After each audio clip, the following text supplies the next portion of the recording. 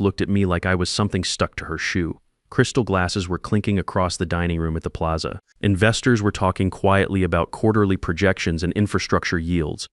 You know, that relaxed kind of conversation that happens when everyone thinks a deal is already locked up. Then Vivian Ashcroft turned toward her husband and spoke just loud enough for half the table to hear. "Daniel, why is the help mingling with investors?" She swirled the wine in her glass, never taking her eyes off me. "I thought tonight was for serious money, not entertainment staff." The words hit that table like a dropped plate. Two managing directors stopped talking mid-sentence. A server carrying champagne actually froze. Someone near the back quietly lifted their phone to record what was happening. For about 10 seconds, nobody said anything. Then her son decided to jump in. "Who do you think you are?" Troy Ashcroft stepped closer, wearing that look rich kids get when they're used to making people disappear on command. He was tall, maybe 6'2", with the kind of confidence that comes from never having to earn respect in your life. He glanced toward the security guys by the entrance. Security can escort the staff back to the kitchen where they belong. A few people actually laughed. Most didn't. "Look, I should probably tell you who I am. My name is Marcus Bradley. I'm 48 years old, and I work as Senior Vice President of Risk Management for North Spire Capital." We were about to close a $350 million infrastructure deal that night, and I held one of the key regulatory sign-offs needed to release the escrow funds. I spent 8 years in the Navy before I got into finance. Started as an enlisted man, worked my way up to petty officer first class. Did 2 deployments in the Gulf, learned a thing or two about staying calm when people try to intimidate you. After I got out, I used my GI Bill to get a business degree and landed an entry-level job on Wall Street. That was 15 years ago. I've been climbing the ladder ever since, one deal at a time. Back at the table, Troy was still waiting for me to react. Vivian raised her glass again, clearly enjoying the show. "Oh, don't look so serious," she said with a little laugh. "It was just an observation. Maybe it was. Or maybe it was something else entirely, because about 30 seconds later, standing in the quiet hallway outside that dining room, I made one phone call that stopped their $350 million deal dead in its tracks. The real question is, did they understand what just happened? I walked away from the table before anyone noticed I was gone. The hallway outside the plaza's private dining floor was quiet compared to all the noise inside. You could still hear the string quartet playing, mixed with investors discussing risk assessments and portfolio allocations. I pulled out my phone and called a number I only use when something has gone seriously wrong. Dominion Escrow Services, Regulatory Division. These guys handle the money side of major deals. When they say stop, everything stops. Escrow operations, this is Daniel Mercer. "This is Marcus Bradley," I said, keeping my voice level. "Risk Authorization Officer for the Ashcroft Infrastructure Expansion. I need to initiate an administrative hold under the reputational governance provision." There was a pause. "These clauses exist for situations when executive behavior creates legal or compliance risk around a transaction. They're buried deep in the paperwork, but every major deal has one. Most people never think about them until they need them." "Mr. Bradley," Mercer said carefully, "are you certain you want to activate that provision?" "Absolutely certain. I'm filing a reputational incident report under Section 14.2. Documentation will follow within the hour." Another pause. "Longer this time? Understood. A provisional 72-hour administrative hold can be implemented pending legal review." "That'll work." I could hear typing on his end. "Automatic notification will be sent to the transaction legal teams, executive signatories, and registered board observers." "Correct." More typing. Then he said quietly, "The hold is now active, Mr. Bradley." I hung up. For a moment, I just stood there in that hallway listening to the distant sound of investors who had no idea their $350 million deal had just hit a brick wall. You have to understand something about these escrow holds. They're not suggestions. When Dominion locks down the money, it stays locked until every single legal requirement gets satisfied. No exceptions, no shortcuts. No family connections that can make the problem disappear. Back inside the dining room, Daniel Ashcroft's phone buzzed. He looked down at the screen and I could see his expression change from across the room. The subject line read, "Escrow release suspended. Immediate review required." When I walked back into the room, the whole atmosphere had shifted. You know how it is with financial people. They can sense when money stops moving before anyone else even notices. The music was still playing. Glasses were still moving between hands, but conversations had slowed down and several people were checking their phones. At the center of it all, Daniel Ashcroft stood next to the investor table, staring at his screen like he was trying to decode a foreign language. "What the hell is this?" he muttered. Next to him, Samuel Torres, the company's general counsel, glanced at the email Daniel showed him. Torres was one of those lawyers who had spent 20 years learning how to sound calm when everything was falling apart around him. Probably procedural, Torres said, but his voice had that careful tone lawyers use when they're not sure about anything. Escrow systems sometimes trigger temporary holds when new documentation gets filed. Daniel didn't look convinced. Around them, several investors had received the same notification through their own legal teams. Robert Sterling, a managing director from Houseman Capital, leaned forward. "Daniel," he said carefully, "why is escrow frozen?" Across the table, another investor was scrolling through his phone. "I'm seeing the same notice." Daniel took a slow breath. You could see him trying to figure out how to explain something he didn't understand himself. "We're looking into it. It's probably nothing serious." Behind them, Vivian Ashcroft was still holding her wine with the same smug expression she'd had all evening. She let out a dismissive laugh. "This is ridiculous. You're all acting like the deal just collapsed." Her son Troy wasn't laughing. He was staring across the room with obvious irritation. "Someone screwed up," he said. "Just fix it." But here's the thing about financial markets. Uncertainty spreads like wildfire.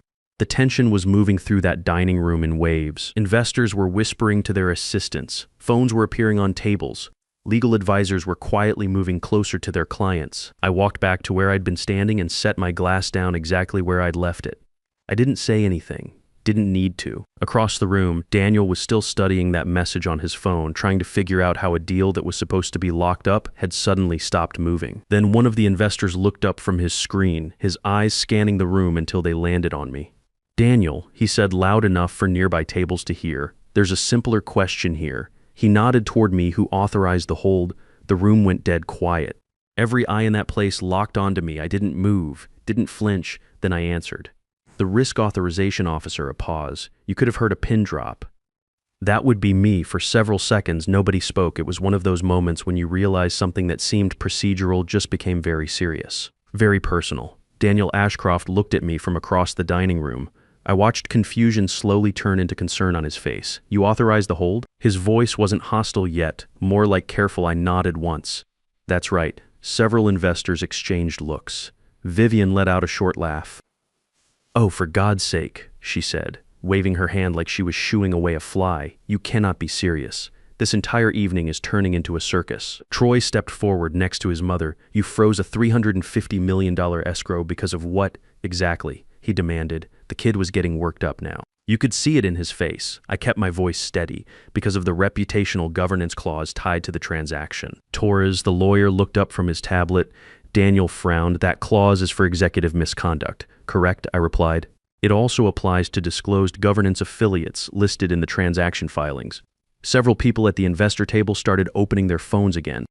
This was news to them. Vivian scoffed. "I'm not part of the company's governance." I met her eyes directly. "Actually, you are." A ripple of uncertainty moved through the room like a wave.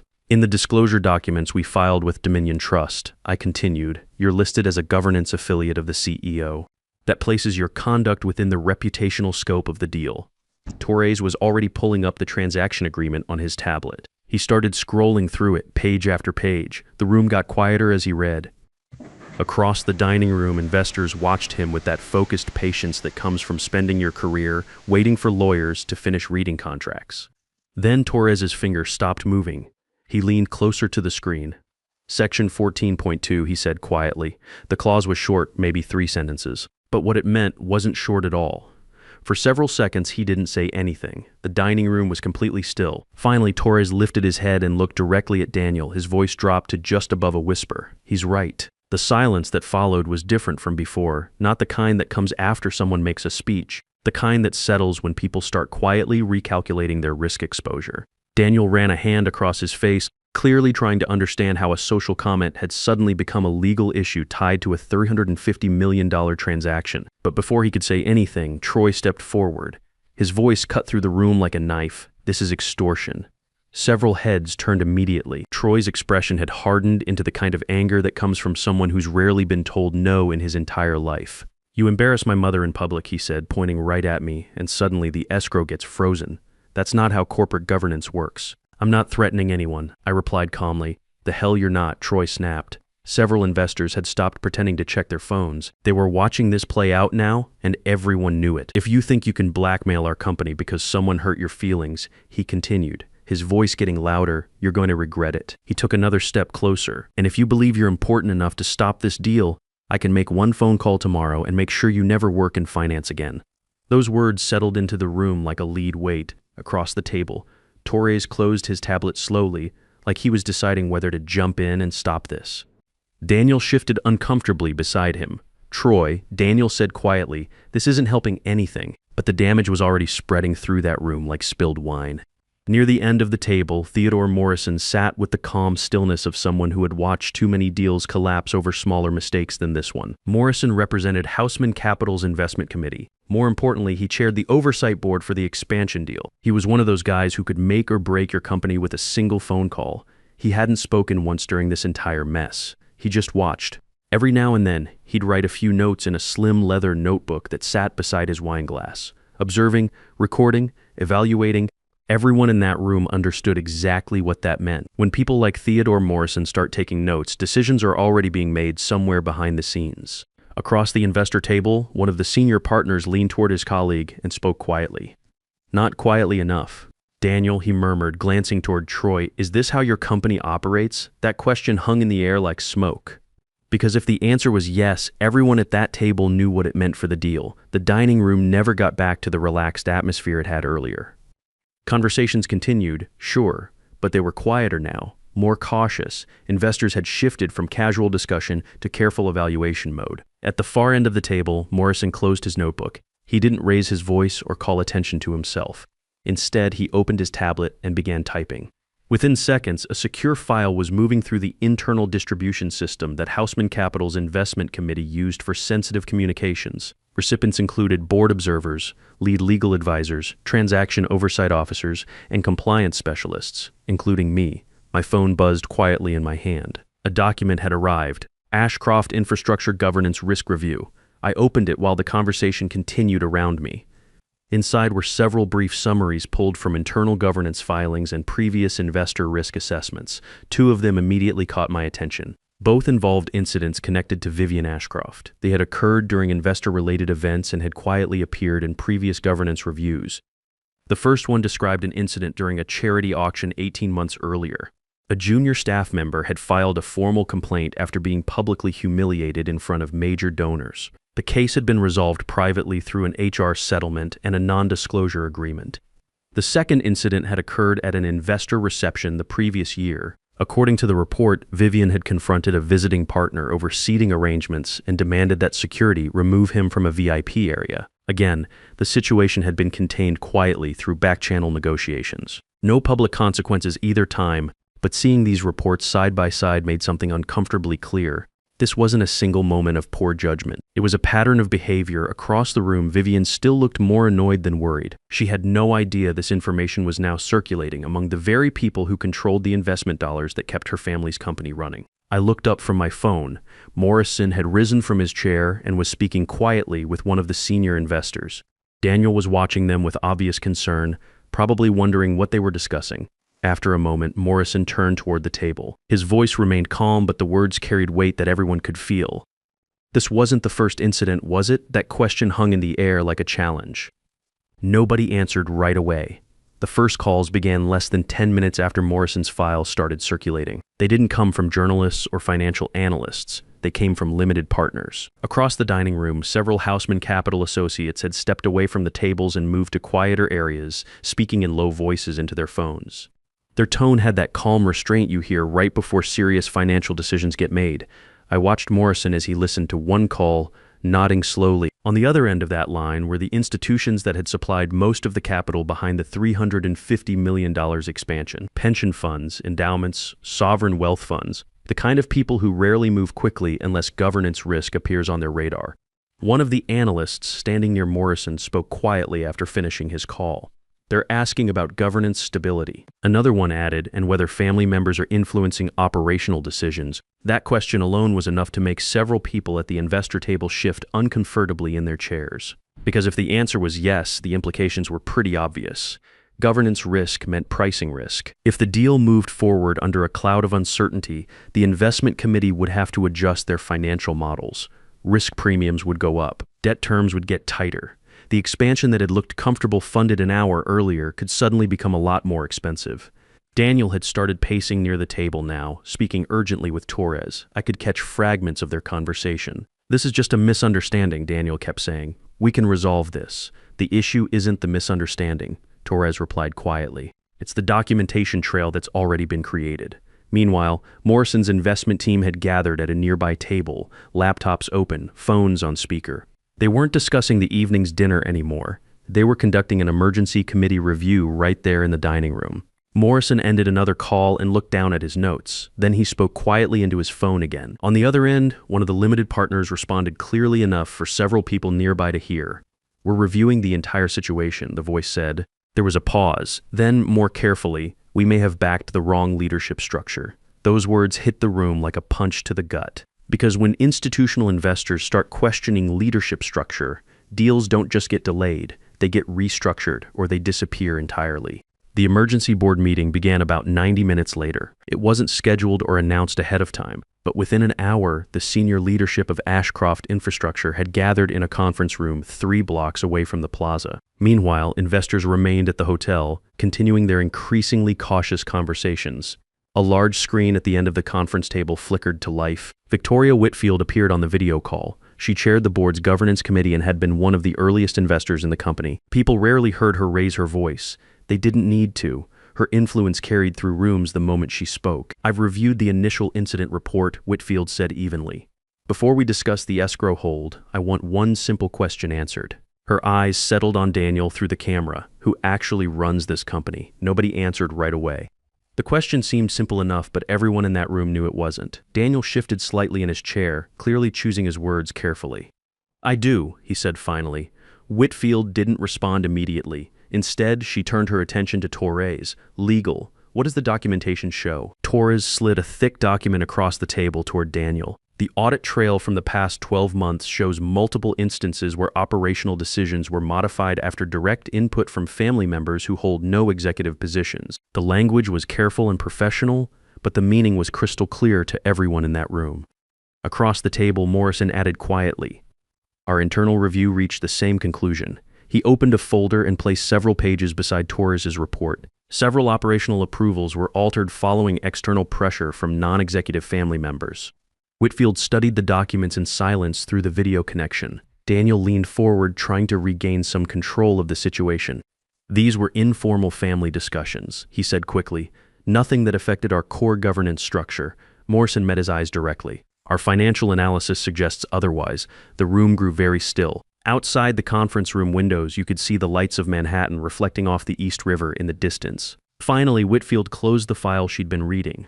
Her voice remained quiet, but the authority behind it was unmistakable to everyone present. "That ends today." The room stayed quiet after Whitfield spoke. Nobody rushed to fill the silence. On the screen, board members who were connected remotely were reading through the same documents that were now spread across the conference table in hard copies. Daniel finally looked in my direction. "What would it take to resolve the hold?" he asked.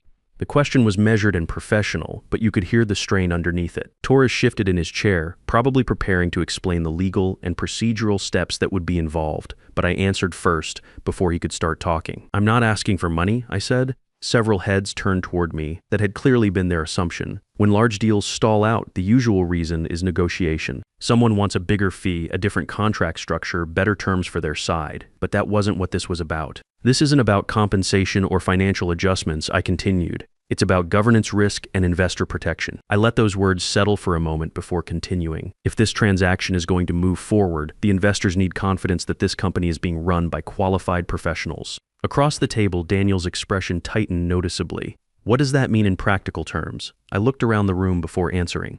3 specific conditions." The room grew completely still. You could have heard someone breathing. "First," I said, "the CEO position must transition to independent leadership within 30 days. Daniel didn't react immediately, but the implication was unmistakable to everyone present. "Second," I continued, "Vivian Ashcroft must be formally removed from all governance disclosures and permanently barred from attending any company events that involve investors or financial partners." Vivian, who had insisted on attending this meeting, stiffened in her chair. "You're holding up hundreds of millions of dollars because of a dinner conversation," she said, her voice sharp with indignation. I looked at her for a long moment before responding. "No, ma'am." A pause. "I'm holding it up because of a documented pattern of behavior that creates liability risk for pension fund investors." The room went quiet again. The phrase pension fund investors had weight in that room. These weren't just rich people's investment accounts we were talking about. These were retirement funds for teachers, firefighters, construction workers, regular Americans who trusted their money to institutions like ours. And third, I finished turning back to Daniel. Troy Ashcroft must have zero operational involvement with this company going forward. No advisory role, no access to internal meetings, no influence on business decisions whatsoever. Nobody spoke for several seconds.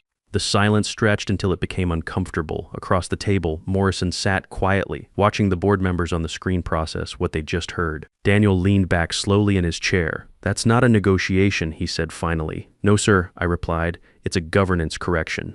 Whitfield studied the room from the video screen. Her eyes moved from Daniel to Vivian, then to the pile of documents on the table. Finally, she folded her hands together and spoke with quiet authority. "Very well." She looked around at the faces in the room and on the screen.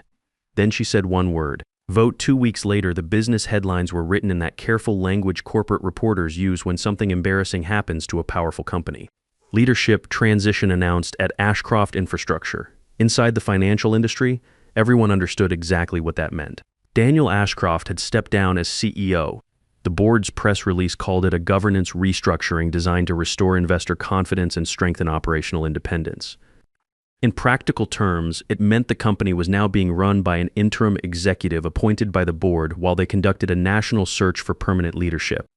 The other changes followed quickly after that. A formal governance resolution removed Vivian Ashcroft from all corporate disclosures related to investor relations. The document also prohibited her from attending any company-sponsored events involving financial partners or institutional investors. The announcement didn't mention the civil lawsuit that had been filed, but within legal circles, the complaint was already making the rounds. It accused her of defamation and reputational harm connected to the incident at the plaza. Meanwhile, the board issued a comprehensive new policy that people inside the company started calling the family governance prohibition. No relatives of executives could participate in corporate functions involving investors, negotiations, or operational oversight, not even as guests at company events. As for Troy Ashcroft, the board's resolution was simple and final. He would have no operational role in the company. No advisory position, no consulting arrangement, no access to internal meetings or strategic planning sessions. Nothing. During the week following the board vote, Ashcroft Infrastructure's stock price dropped 11% as financial analysts publicly questioned the company's governance culture and family influence on business decisions. The $350 million expansion deal didn't disappear entirely, but it got completely restructured under the new leadership team. Additional governance safeguards were written directly into the revised agreement. Investors remained cautious, but eventually the institutional money began flowing again. The escrow hold was lifted exactly 72 hours after I had authorized it, once all the new governance documentation was filed and approved. Daniel Mercer from Dominion called me personally to confirm that the funds were released and the transaction could proceed under the new structure. 6 months later, I got promoted to Executive Vice President of Institutional Risk Management. My new role involved overseeing compliance for deals involving pension funds and retirement investments, protecting working Americans' financial security from exactly the kind of governance failures we'd seen at Ashcroft. Late one afternoon, I walked out of our offices in Lower Manhattan and stepped onto the sidewalk. The city moved around me the way it always does. Yellow cabs weaving through traffic, people hurrying toward subway entrances, the distant sound of construction work echoing between the buildings. Behind me, the financial district continued its daily business of moving money, managing risk, and making deals that would affect millions of ordinary Americans' retirement security. I paused for a moment before heading home because the truth of what had happened was straightforward enough. The deal hadn't nearly collapsed because of a single insulting comment at a fancy dinner. It had come apart because entitled arrogance had been quietly running that company for years, creating real financial risk for institutional investors. Success often convinces people that rules are suggestions and accountability is for other folks. But eventually, if you're lucky, systems have a way of correcting themselves. The Ashcroft family learned that respect isn't inherited like stock options or trust fund accounts. It's earned through competence, integrity, and understanding that in American business, nobody gets to operate above the rules that protect working people's money. Those aren't just nice ideas you hear in corporate training seminars. When push comes to shove, they're the only principles that actually matter. Here's what I want you to understand. Every single day, people in positions of authority make choices that affect your financial security. Your pension, your 401k, your retirement savings, they're all connected to decisions made by executives you'll never meet, in boardrooms you'll never see. Most of these people do their jobs with integrity and professionalism, but some don't. When entitled behavior threatens the system that protects your money, somebody has to step up and use whatever authority they have to fix it. Whether you're a compliance officer, a board member, a fellow executive, or just an informed investor, you have more power than you realize to demand accountability from the people handling your financial future. The system only works when good people refuse to stay silent. Don't wait for someone else to speak up when you see governance failures that put working Americans at risk. Your retirement security depends on it.